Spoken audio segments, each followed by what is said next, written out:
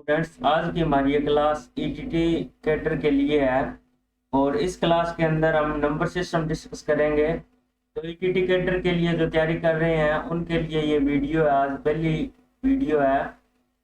तो इसके अंदर नंबर सिस्टम डिस्कस करेंगे। तो नंबर सिस्टम से स्टार्ट होता है हमारा जो सिलेबस है, 20 नंबर का सिलेबस मैथ का आएगा, 20 क्वेश्चन आएंगे। तो उसके लिए हम लगभग 20 टॉपिक है आपके सिलेबस के अंदर। तो पहला टॉपिक है नंबर सिस्टम, उससे स्टार्ट करते हैं। तो सबसे पहले देखते हैं नंबर्स के बारे में आपको पता होना चाहिए। तो सबसे पहले जब हम स्टडी करते हैं तो हमारा सबसे पहले होल नंबर से शुरू होता है। तो डिस्कस कर लेते हैं कि होल नंबर क्या होता है। होल नंबर को पूर्ण संख्या के नाम से भी जाना जाता है। तो ये पूर्ण संख्या होती है। और नंबर लाइन आपको पता है कि नंबर लाइन इस तरह से होती है। नंबर लाइन के ऊपर जीरो और इस साइड जो पॉजिटिव नंबर होते हैं, जैसे 1 हो गया, 2 हो गया, और आगे पॉजिटिव एन तक या इन्फिनिटी तक बोल सकते हैं। और इस साइड जो नंबर लाइन के होते हैं वो नेगेटिव नंबर होते हैं। तो होल नंबर क्या होते हैं? होल नंबर वो होते हैं जो नंबर लाइन के ऊपर रिप्रेजेंट करते हैं, जीरो से लेकर और आगे इन्फिनिटी तक जो जाते हैं वो होल नंबर होते हैं। और इधर होता है माइनस इन्फिनिटी तक। तो पूर्ण संख्या के अंदर हम कौन से नंबर को डील करते हैं? इसके अंदर हम जीरो से स्टार्ट करते हैं, जैसे 0, 1, 2, 3, 4, और इस तरह से इन्फिनिटी तक, या हम बोल सकते हैं एन तक हमारे जो नंबर ये चलते हैं इनको होल नंबर बोला जाता है। तो इस क्वेश्चन किस तरह बनेंगे वो भी हम कल वाली लेक्चर के अंदर डिस्कस करेंगे। तो एक बार आज की वीडियो के अंदर ये सिर्फ कॉन्सेप्ट रहने वाला है, कॉन्सेप्ट की आपको क्लैरिटी होनी चाहिए। तो उम्मीद है कि होल नंबर सबको समझ आ गया होगा कि जो जीरो से स्टार्ट होते हैं और एंड तक जाते हैं वो होल नंबर होते हैं। और नंबर लाइन, इसको नंबर लाइन बोलते हैं। नंबर लाइन के ऊपर सभी संख्याएं आ जाती है। तो होल नंबर को पूर्ण संख्या बोलते हैं। आगे बात करते हैं नेचुरल नंबर की। नेचुरल नंबर को कुदरती संख्या बोला जाता है, कुदरती संख्या। तो कुदरती संख्या, तो होल नंबर और नेचुरल नंबर में क्या डिफरेंस है? जो कुदरती संख्या है यानी कि नेचुरल नंबर है वो 1 से स्टार्ट होती है, तो आगे सेम है, आगे इसको n तक लेकर जा सकते हैं हम।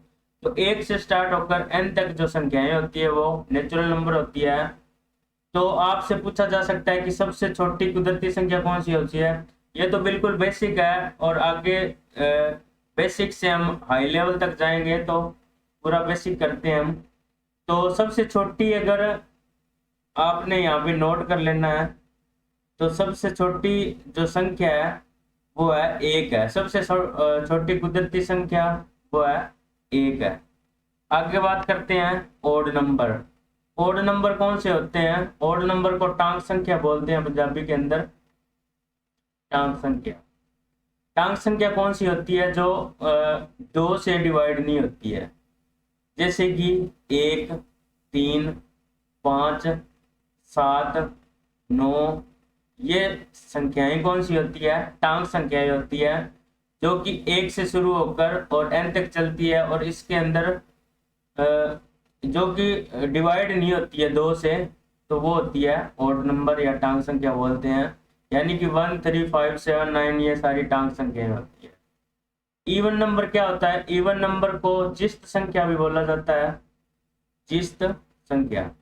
जिस्त संख्या वो होते हैं जो 2 के टेबल पर आते हैं या 2 से डिवाइड हो जाते हैं। तो जैसे 2, 4, 6, 8, 10, ये सारी कौन सी संख्याएं हैं? ये सारी इवन नंबर्स है। तो ओड और इवन नंबर के अंदर आपको डिफरेंस पता होना चाहिए। आगे बात कर लेते हैं प्राइम नंबर। प्राइम नंबर, काफी सारे बच्चों को डाउट होता है प्राइम नंबर को लेकर। तो आज प्राइम नंबर का जो पूरी डिटेल है वो आपको यहाँ पर पता चल जाएगी।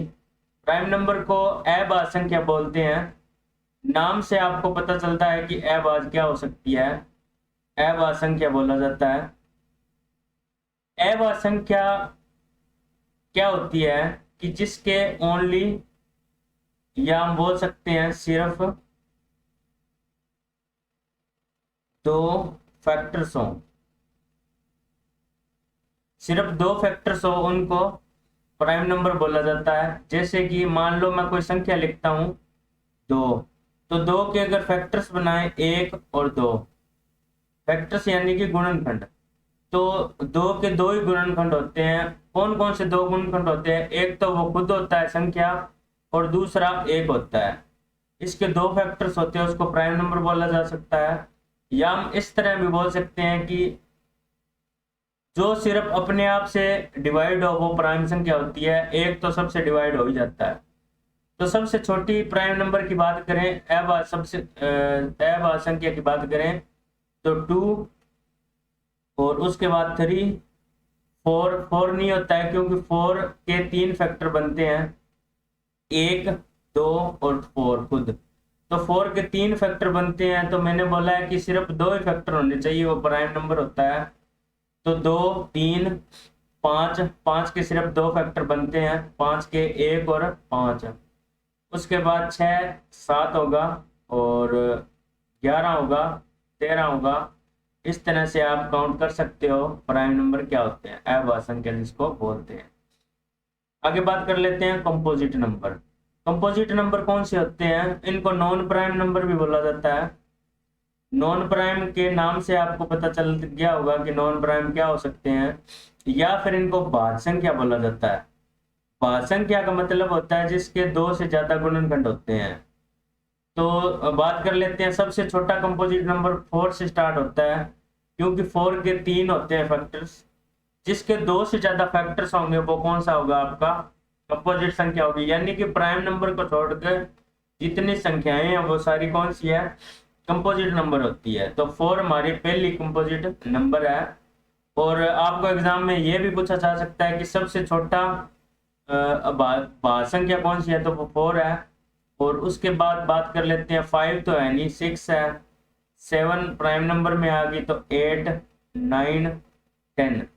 आगे आप इस तरह से देख सकते हो जिसके दो से ज्यादा फैक्टर्स बनने चाहिए। आगे कोप्राइम। कोप्राइम को हम सह अभाज्य संख्या बोलते हैं, सह अभाज्य, सह अभाज्य संख्या बोलते हैं कोप्राइम को। तो कोप्राइम कौन से होते हैं? जिसके HCF एक हो। अब HCF आपको पता होगा या नहीं होगा ये नहीं बोल सकते हैं। देसी भाषा में बोलते हैं कि मान लो दो नंबर है, 2 और 3। 2 और 3 क्या होंगे? आपस में कोप्राइम होंगे। कोप्राइम क्योंकि इसके जो गुणनखंड है ना, गुणनखंड बनाए, इसका 1 और 2 बनते हैं, और इसके गुणनखंड कौन से बनते हैं? 1 और 3 बनते हैं। तो जिसके अंदर जो कॉमन गुणनखंड है, कॉमन जो है वो 1 होना चाहिए, वो कोप्राइम होते हैं। 2 और 4 कोप्राइम नहीं होते, क्योंकि 2 के अगर फैक्टर बनाए 1, 2, और 4 के फैक्टर बनाए 1, 2 और 4, इसके अंदर 1 और 2 नंबर कॉमन आ रहे हैं, तो ये हमारा क्या है? इसको हम कोप्राइम नंबर नहीं बोल सकते हैं। तो जिसके अंदर सिर्फ एक ही कॉमन आए वो, और कॉमन कौन सा है? 1, वो हमारा होता है कोप्राइम। जैसे और एग्जांपल देख लेते हैं हम, 2 और 5।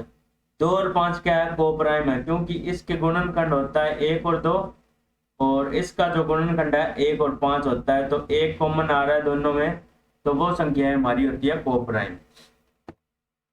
आगे बात कर लेते हैं रेशनल नंबर। रेशनल नंबर क्या होता है? इसको परिमेय संख्या बोलते हैं, परिमेय संख्या। परिमेय संख्या कौन सी होती है? जिसको P/Q की फॉर्म में लिखा जा सकता है, और Q जो होता है नॉन जीरो होता है, यानी कि जीरो के बराबर नहीं होना चाहिए, क्योंकि जीरो के बराबर हो गया तो यहाँ पर जीरो अगर पुट करें तो नॉट डिफाइंड हो जाता है, यानी कि उसकी कोई मतलब नहीं रहता है, या इन्फिनिटी तक चला जाता है वो। तो Q नॉन जीरो होना चाहिए। अब इतनी डेफिनेशन तो पता होती है सबको, लेकिन एक्चुअल के अंदर होता क्या है रेशनल नंबर, वो देख लेते हैं। जैसे मैं लिखूं 3/4, तो 3/4 को मैं डिवाइड करूंगा, 3 को यहाँ पे रखूंगा और 4 को, तो यहाँ पे 0 और इस तरह, यानी कि 7 0.75। इस तरह इसकी पूरी पूरी वैल्यू आ जाती है। जिसकी पूरी वैल्यू आ जाए वो परिमेय संख्या होती है। तो ये हमारी परिमेय संख्या है, यानी कि रेशनल नंबर है। और रेशनल नंबर को क्यू से डिनोट किया जाता है। एक और एग्जांपल ले लेते हैं, जैसे 1/2 है, तो 1/2 को अगर मैं डिवाइड करूंगा तो 0.5 इसका आंसर प्रॉपर आ जाएगा। तो ये हमारा क्या है, रेशनल नंबर है। इरेशनल नंबर देख लेते हैं। इरेशनल नंबर क्या होते हैं, जो p/q की फॉर्म में नहीं लिखे जा सकते, और इसको हम बोल सकते हैं इरेशनल नंबर। जैसे एग्जांपल से समझते हैं, जैसे 1/3 है, या बाई/7 है, या पाई है। इसको हम देख लेते हैं। तो अगर इसको मैं डिवाइड करूंगा 1 से 3 को, तो ये मेरा आंसर आएगा 1.333, यानी कि आगे आगे चलता जाएगा। तो ये हमारा नंबर हो गया इरेशनल नंबर, जो कि इसका प्रॉपर आंसर ना है वो इरेशनल नंबर होता है। जैसे बाई/7 है, 22/7 है, तो इसका आंसर आएगा 3.1414। आगे इस तरह इसकी पूरी वैल्यू नहीं होती है, तो इसको हम इरेशनल नंबर बोल सकते हैं। तो रेशनल और इरेशनल में आपको डिफरेंस पता लग गया होगा। इसको अपरिमेय संख्या के नाम से जाना जाता है, अपरिमेय संख्या। आगे डिस्कस करते हैं फेस वैल्यू और प्लेस वैल्यू। तो फेस वैल्यू और प्लेस वैल्यू है, एग्जाम के अंदर आपको एक क्वेश्चन देखने को मिलता ही मिलता है। काफी इंपॉर्टेंट भी है ये कॉन्सेप्ट, फेस वैल्यू और प्लेस वैल्यू। तो फेस वैल्यू और प्लेस वैल्यू क्या होता है, सबसे पहले फेस वैल्यू की बात करते हैं। इसको पंजाबी में अंकित मूल बोला जाता है, अंकित मूल, अंकित मूल। तो अंकित मूल क्या होता है, जैसे मैं 2 लिखूं, तो 2 का मतलब हमने फेस दे, ये आपको फेस से क्लियर हो गया होगा कि हमने फेस देख के इसका बताना है, यानी कि हमें पता है कि ये 2 है। तो 2 की जो अंकित मूल्य है, फेस वैल्यू है, वो 2 ही है। 3 की जो फेस वैल्यू है वो 3 ही है। 4 की फेस वैल्यू है वो 4 ही है। यानी कि जो नंबर होता है उसकी फेस वैल्यू है वो वही रहती है, यानी कि फेस वैल्यू यानी कि अंकित मूल्य। अंकित मूल्य का मतलब होता है हमें क्या दिया गया है या क्या पूछा गया है, वो हमारा क्या होता है, फेस वैल्यू होता है। यानी कि फेस देखकर मुझे बताना है।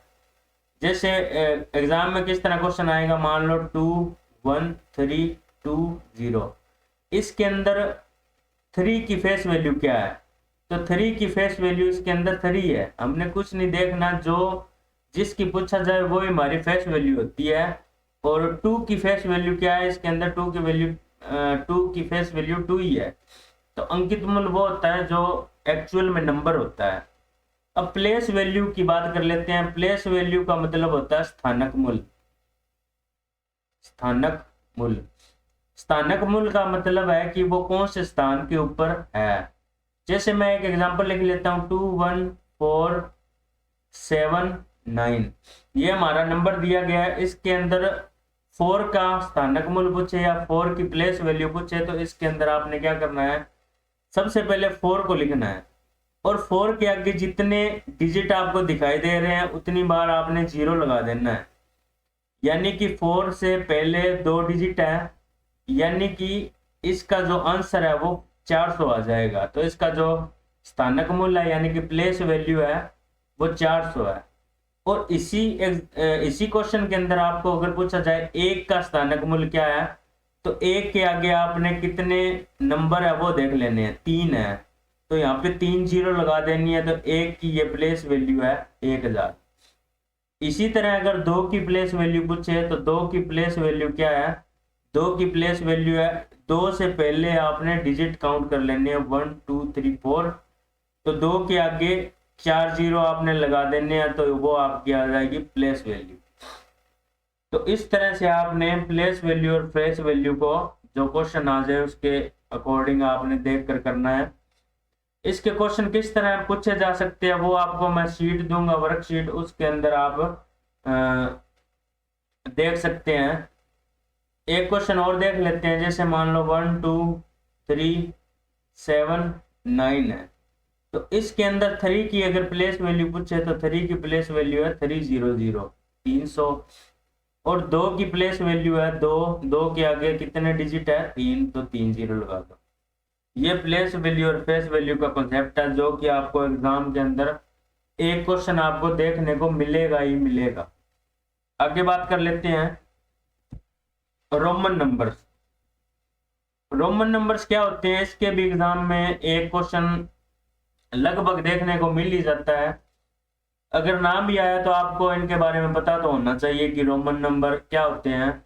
सबसे पहली बात कि एग्जाम जो अभी लास्ट बार टेट हुआ था उसके अंदर ईटीटी के टेट के अंदर आया था कि रोमन नंबर टोटल कितने होते हैं।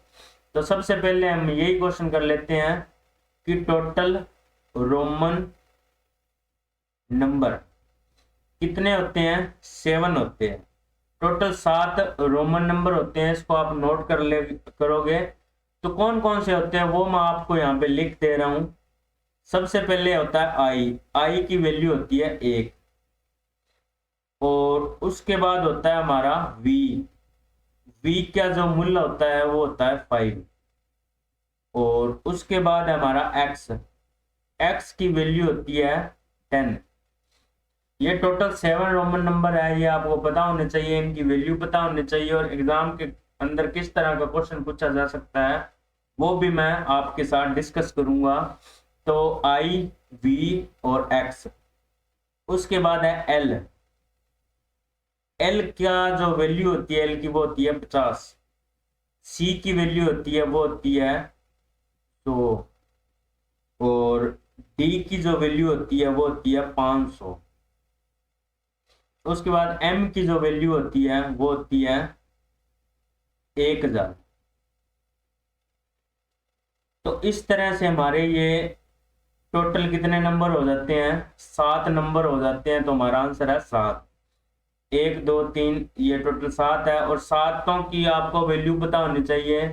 अब क्वेश्चन किस तरह आ सकता है वो मैं आपके साथ डिस्कस कर लेता हूं। तो मान लो आपको कोई रोमन नंबर दिया है X, L, V, I. Exam के अंदर पूछेंगे कि इसका मूल्य क्या है। ये मान लो क्वेश्चन है और ये इसका मूल्य क्या है, तो आपको यहां से पता होगा। तो मैं इसके रूल भी आपको करवा दूंगा कि किस तरह आपने देखना होता है। तो ऑप्शन मान लो ए ऑप्शन है आपका 47, बी ऑप्शन है आपका 46, सी ऑप्शन है आपका 45, और डी जो ऑप्शन है आपका नन है मान लो। तो किस तरह करेंगे, सबसे पहले देख लेते हैं कि एल कितना होता है, 50 होता है। एल 50 होता है, और हमें तो ऑप्शन में हमारे पास क्योंकि 47 है, 46 है, 45 है, तो एल 50 होता है। अगर इससे इस साइड को एक्स लिख दूं मैं एक्स, तो वो उससे कम हो जाता है, यानी कि हमारा 40 बन गया। और आपको पता है कि इसको तो 6 लिखते हैं इस तरह, तो ये हमारा क्या है 46 है।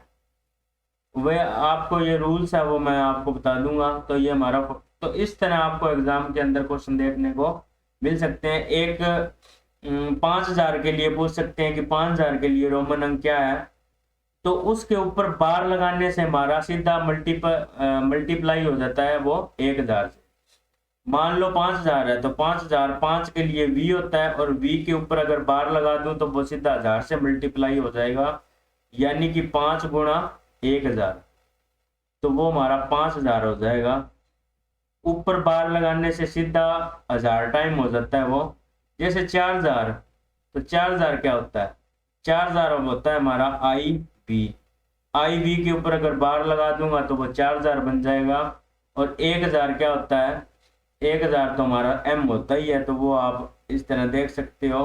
अगर 2000 करने हैं हमने, तो 2000 करने हैं तो मल्टीप्लाई करेंगे, बस 2 के ऊपर बार लगा देंगे तो वो हमारा 2000 हो जाएगा।